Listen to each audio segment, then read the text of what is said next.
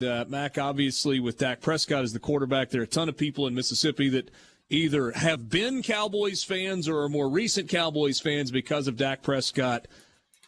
How much of the blame, because it's not all of the blame, how much of the blame falls at number 4's feet for Sunday?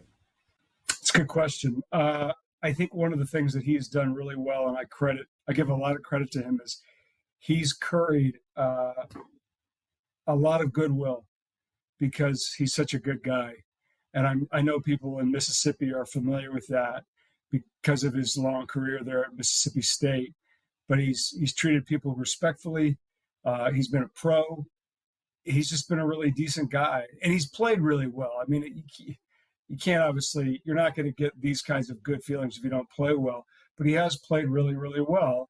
And then obviously he was a tremendously sympathetic figure last October when he tore up his, I guess 2 Octobers ago now, when he tore up his ankle.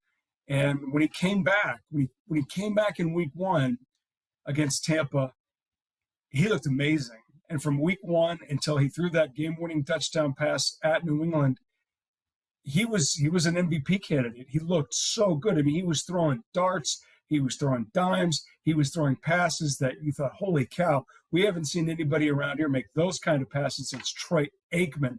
Not Romo, Troy Aikman. He was just so accurate. Then he suffered that injury.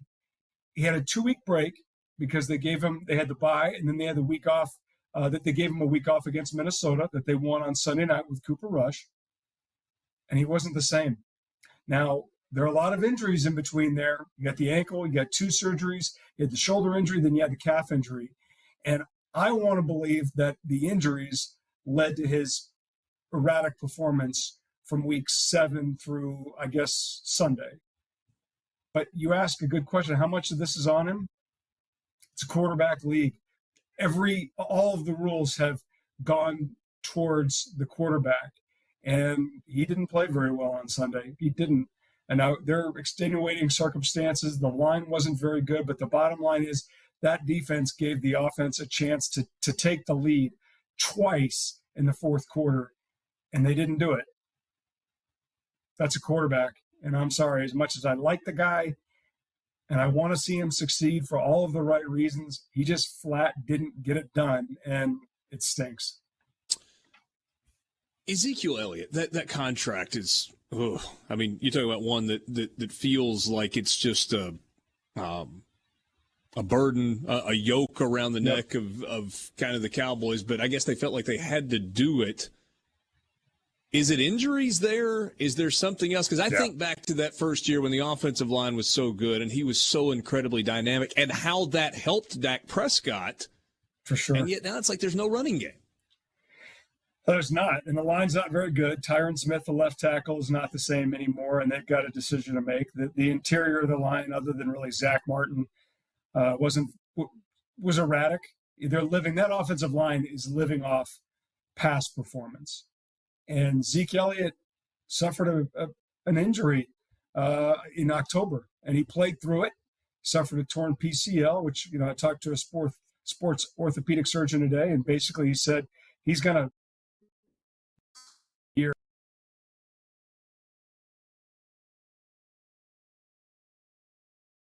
Well, it froze up. We'll see if we can get Mac back. He's columnist at the Fort Worth Star-Telegram, covers the Dallas Cowboys and everything in the Metroplex, including some college football. We're going to ask him if we're able to get that reconnected and try one more time about Zach Evans, the former TCU running back who had kind of a wild journey to TCU to start his college career and now finds another landing spot in Oxford. If we're able to reconnect.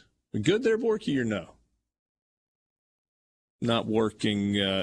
So we'll try and finish that up on the phone here in just a second. Sports Talk Mississippi with you, streaming at SuperTalk.fm. If you want to be a part of the conversation, you can join us on the C Spire text line 601-879-4395. Again, 601-879-4395. That's how you can be a part of the conversation. Think we've got Mac back. You froze up for a second, Mac, so if you just kept talking for the last 30 seconds. I did. It was really good, too. I'm sure it was. Really good. It was the best stuff I've ever had. I saw that. I'm like, oh, I'm so sick of this Zoom crap because every time you think, oh, I've got a good connection up here, I've got it. then you get betrayed, and then you get frozen in the worst position. It's like, and that's how you get stuck. So I apologize. Borky took care of you. He at least took your picture off the frame and has now pulled you back up. I don't know entirely where you went there, other than to just maybe just in 30 seconds. What do the Cowboys do about Zeke? They have to bring him back. I mean, his contract is such. I think his number is $13 million next season. It's guaranteed. He's going to come back. They're going to give it another shot. And I would imagine they'll probably see a little bit more Tony Pollard. But this is not a guy who's ever been a starter, Tony Pollard. So what I would imagine you'll see is they're going to try to do the same thing they did last season, where don't have him do anything in training camp, don't have him do anything in the offseason, and let him go in week one and just hope for the best. He's still a game pro. He probably still has some good games left in him, but we're never going to see that player that we saw from 2 years ago. That guy's gone. How badly do Cowboys fans want to see somebody besides Mike McCarthy patrolling the sideline as the head coach? Oh, I think right now they'd like to see you in there as a head coach. They'd take anybody. They have this dream scenario where Sean Payton comes back to Texas. I'd give it a shot for the record. Well, yeah, right. Right. I mean, yeah, right. I know you love your job. You're great at what you do, but still a head coach of the Cowboys. You know, I always hear, I've covered this team for now about 15, 18 years, and I always hear, oh, this guy wants a job, that guy. They all want to be the head coach of the Cowboys. Every single one of them. Every player coming out of college wants to play for the Cowboys. They all want to do it. They're not going to fire Mike McCarthy. They're just not. They went 12-5, and they won the NFC East, and they hosted a playoff game.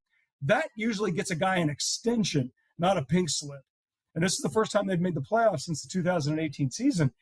You know, I think from 35,000 feet, Richard, you would say, well, the Cowboys had a pretty nice year, and they did.